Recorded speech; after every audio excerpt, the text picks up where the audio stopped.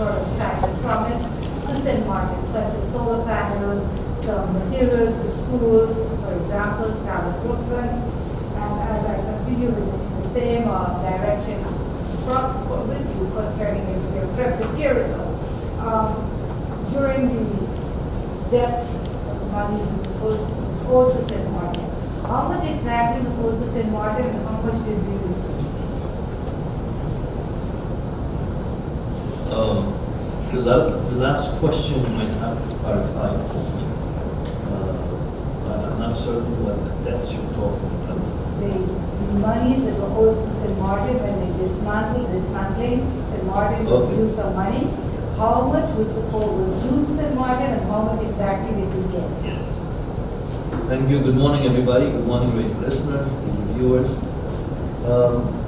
To reply to the question in terms of the visit that I had to Curacao, the Prime Minister as well as myself were invited to a lunch extended by the Council for China in Willemstad. It was more getting acquaintance kind of lunch. The Prime Minister could not make it, so I went alone. The lunch was quite pleasant. It was a 6-7 course lunch, small, and we spoke about many issues, also about the project, about the Constitution, about the authorities that government have, those kind of things we embarked upon during the discussions at the lunch.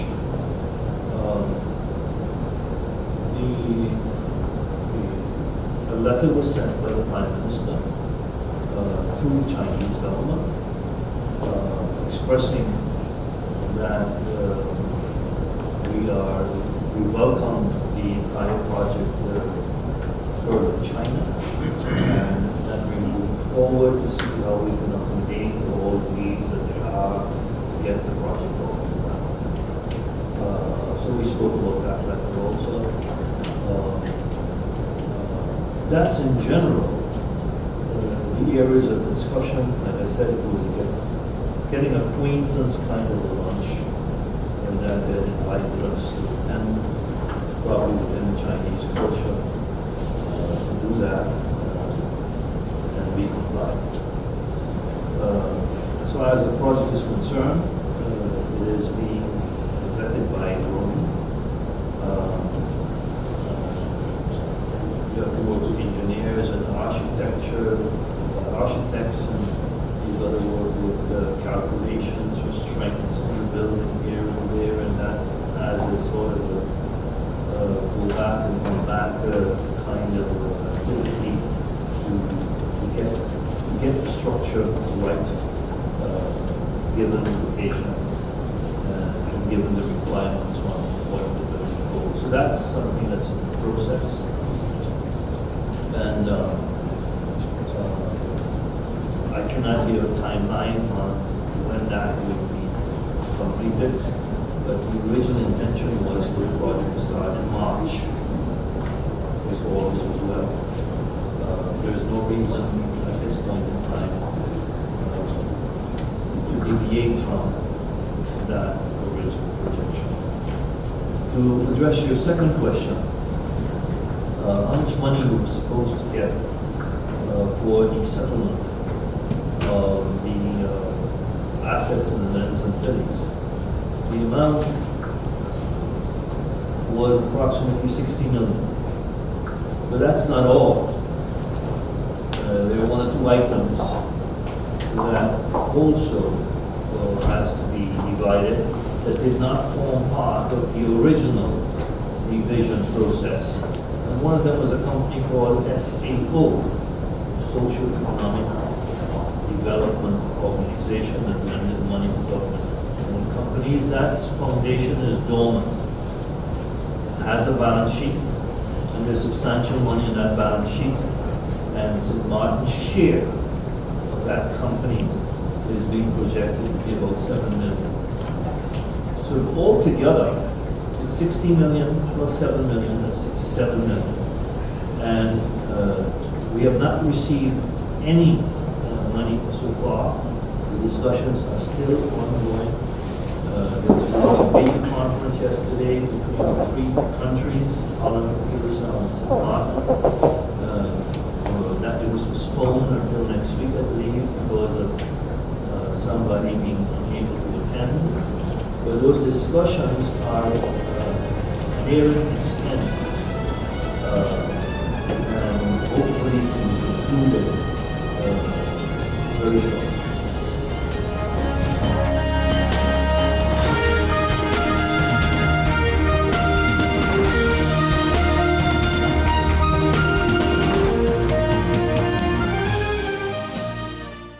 Life is a journey full of connections.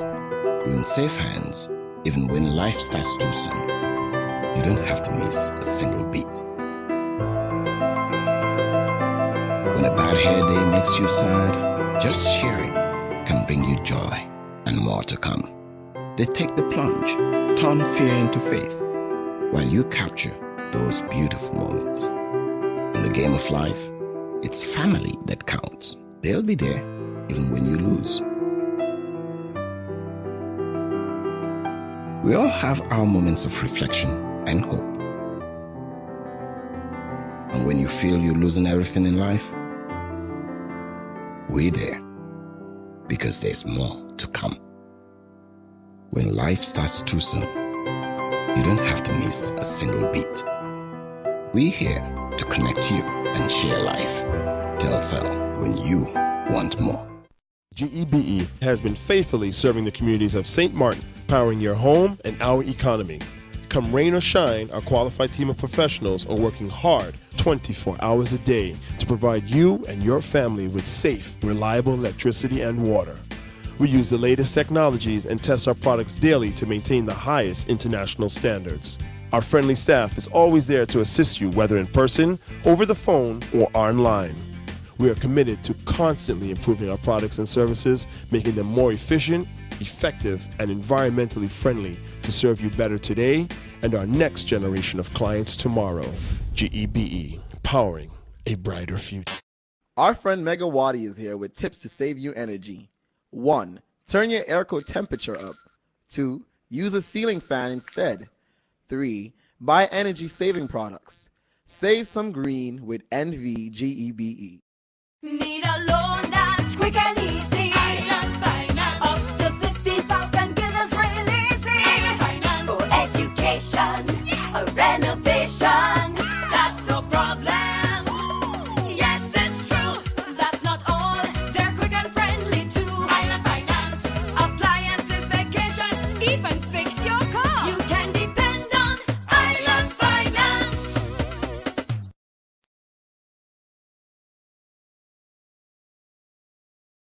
In the newspaper today, I had a visit from one of the labor unions as well, because some concerns about the fact that the mediator is now our Minister of Justice. So obviously that's created a gap, and so there's some concerns about how we're handling that in the meantime and what's the strategy going forward.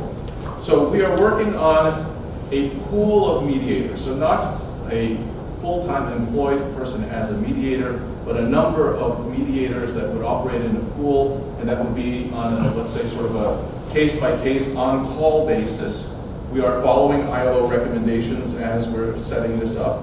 There are 3 candidates that are in the process of being submitted to the governor for approval. And if you look at it, what the idea is that the pool gives us a set of people with different experiences and different skill sets and different relationships. You know, when you have one mediator, if one of the disgruntled parties has an issue with the mediator, it doesn't really leave them any choices and perhaps even hurts the mediation process. So by having a pool of mediators, you do open the possibility that if someone really has a very justifiable reason, that you can choose a different mediator. But more importantly, each of the mediators has a different set of skills, a different set of experiences. So depending on whatever the dispute may be, that you can now choose an appropriate mediator. So for example, sometimes you may need somebody that has more of sort of a social, psychological background, because maybe it's really more of sort of an emotional tension, or perhaps the issue is more of a financial nature, in which case you want somebody who has more of an accounting background, or legal background as well, or all of the above, of course. That's the best as well. We are also working on bringing a trainer in, so that when we do have our set of mediators selected, that there's a trainer that will be in place to work with them to elevate their skills and share with them different techniques. And as a matter of fact, what we're thinking about is when we do bring in a trainer for mediation, that we would open up those trainings to other members of the community, because mediation skills are good for any types of relationships, and I think actually the goal would always be to, when there's issues, mediate them before they become really big issues. So that applies, I think, to all kinds of relationships. But in the meantime, until the pool of mediators is finalized, and we're hoping that within the next week or two, Ms. Marcelina LeBlanc, she's been operating as an assistant mediator since 2012. She will be filling in until we have the pool of mediators established. She comes with knowledge and experience, and we're quite comfortable as an interim solution that this will carry us through.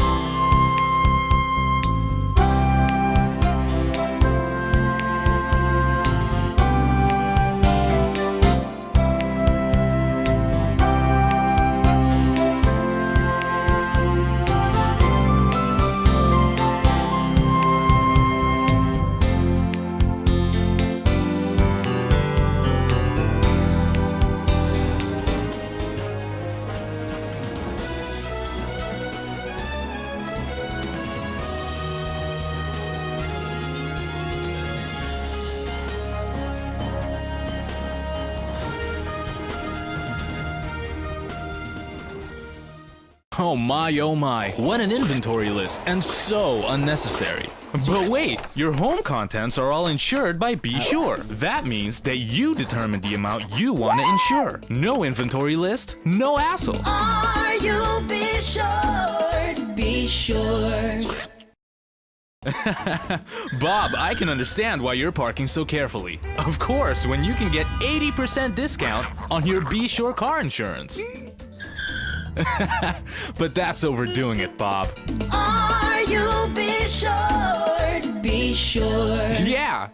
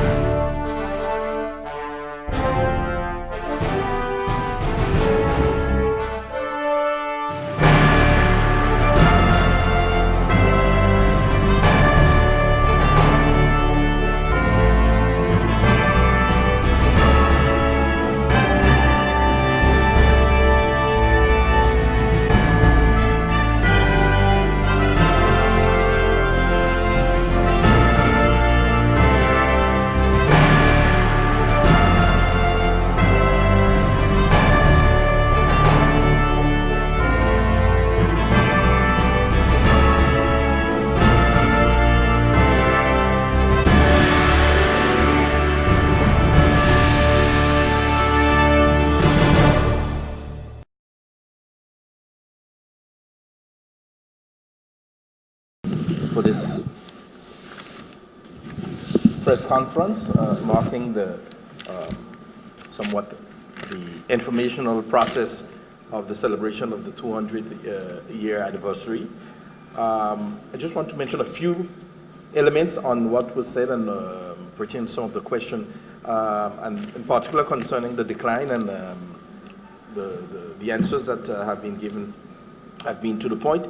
And what the Reverend Brissett mentioned in terms of what I'll call a kind of a youth drain that he talked about in terms of the Phillipsburg congregation is very much visible, and maybe even a bit more on in the French circuit, because many of our youngsters, once they've reached a certain level in their academic schooling, they're obliged to leave the island, whether it's to go to Guadeloupe, Martinique, France, etc. And it's a fact that there's a gap in terms of age where, and it's not maybe specific to the Methodist Church, but it is one of the very serious concern that we have, between maybe 18 and 30 is a gap where you have the less let's say, amount of persons who would be present in the regular worship. And it's one of the very serious concern that we have in the small islands. And as I've said, it's not maybe specific to us, but in many of the small Caribbean islands where further education is not available to the general population and where there's the need to travel. And unfortunately, very often, very few do return during, let's say, their maybe younger age. It's maybe when retirement reaches is when they would eventually come back home. And if a kind of a study has to be made in terms of age within the various circuits, I would say, you would find the same situation in terms of a certain age when people are maybe in their most active years, are there where they are most missing very often in the work of the church. But what I think could be mentioned as well is the fact that we are celebrating 200 years. Here we are. We've been there, and this is maybe a great opportunity for the Methodist faith to make a leap, I would say, looking forward to 200 years ahead of us again. And one of the challenges that we would have, and I think also many churches would have, is how do we have our church a bit more connected using some of the modern means of communication, because you see today many persons would believe that by staying home on Sunday looking at television church program that they are fulfilling, I would say, their service, but nothing meets the fellowship. And I think we as a church, as a household of faith, we also need to maybe look and reflect on how we can keep connected with that maybe younger age of members who have traveled to France, United States, Holland, and so on, so they can continue to be nurtured by the Word of God and keep them within the faith. So I think those are certain areas also of challenges, but of interest, so that the Methodist faith can, I would say, use this 200-year celebration as a kind of a springboard to move forward. Because if there have been a time when we realize that there's a need for the knowledge of God, for the gospel to be spread, for men and women to really understand the great sacrifice that Jesus made for them, and the path that he proposes to them, it is now. And a while ago we talked of the absence of men in our congregations and in our service. But we see directly in our society the impact of men not being, I would say, that present within the household of faith in terms of their presence, because we see how there's a kind of a general decline in terms of the values within the family. And it is important that we find the means of also connecting back with men, and men being conscious that their absence in their household, in the household as well, their role as leaders within the family. And when we see so many of our young men getting involved in violence and so many of them in jail, these are only signs that there's the need for the men to come back to basic. And coming back to basic is basically assuming back their role and their presence within the household.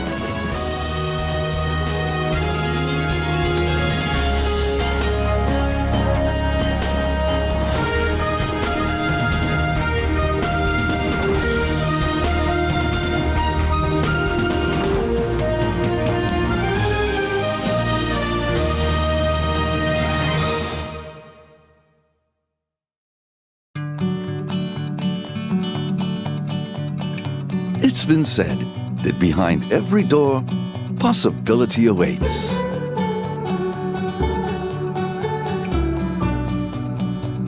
How much possibility depends on which door you open first. Every day, we help our customers discover the possibilities in their lives. It all starts with a conversation. Scotiabank. Discover what's possible.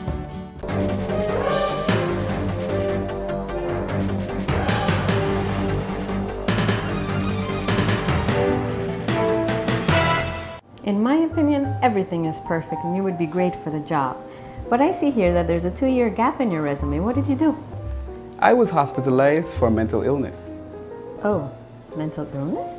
I've undergone treatment and I have a wonderful family that supports me. Well, that is good news. No, it's fine. I'm recovered. We'll contact you, okay? For a better understanding of mental health and what you can do to stop mental health stigma, please go to the Mental Health Foundation's website at www.mhf-sxm.com. Madam Chair, I would like to take and make use of this opportunity most naturally to say welcome to the members when they have taken their oath, because they still have to do that. Then it would be welcome to the incoming members, George Pontiflet, Romeo Pontiflet, Perry Halings, and Hyacinth Richardson. I would surely believe that the added members would do a very good job, and my cooperation is here. And to the rest of the members of Parliament, as I stated before, I wish us all a very good working year. Thank you, Madam Chair. Thank you, MP Dr. Randus Rudolph Samuel. The next MP up to speak is MP Franklin Myers. MP Myers, you have the floor. Geen behoefte further. Then I continue with the list of speakers and I offer the floor to MP Franz Richardson. MP Franz Richardson, you have the floor. Thank you, Madam Chair. Madam Chair, good afternoon and a warm welcome to one and all here this afternoon. First of all, I want to thank my colleagues in Parliament for giving their support in making sure that we give the incoming members their full support in reviewing their credentials to make sure that their credentials are in order for them to take the oath.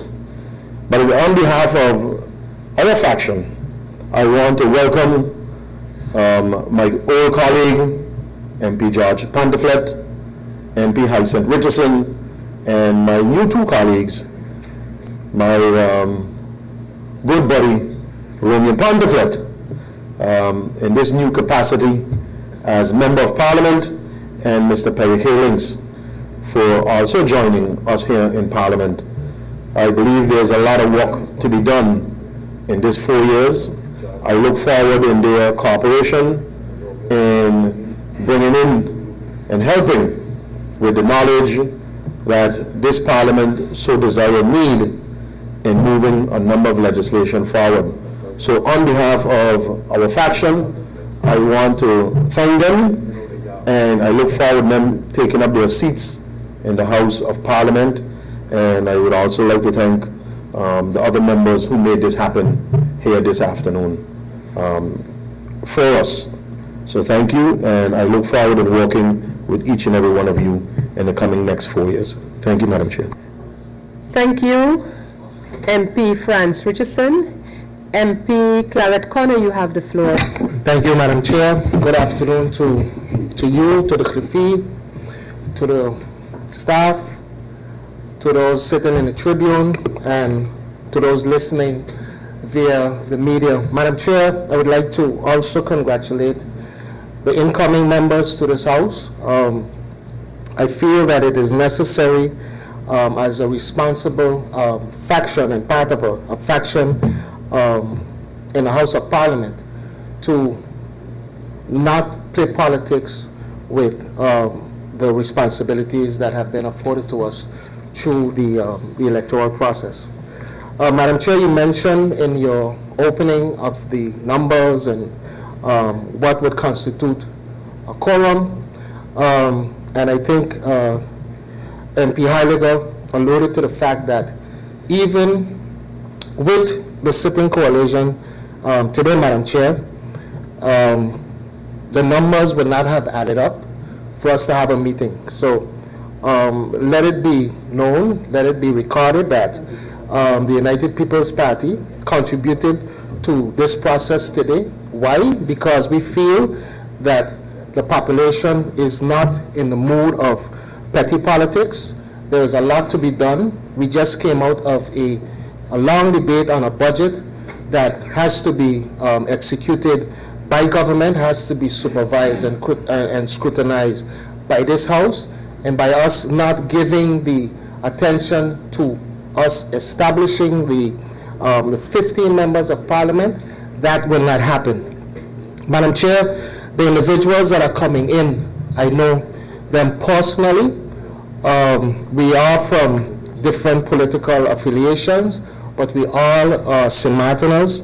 We all have St. Martin at heart, and I, as a fellow member of this House, look forward to working on behalf of the people of my country with the individuals that are coming in. So I congratulate them once the process has been completed in terms of the swearing in, and I look forward to working along with my colleagues in Parliament, 15 members of Parliament, to move this country forward.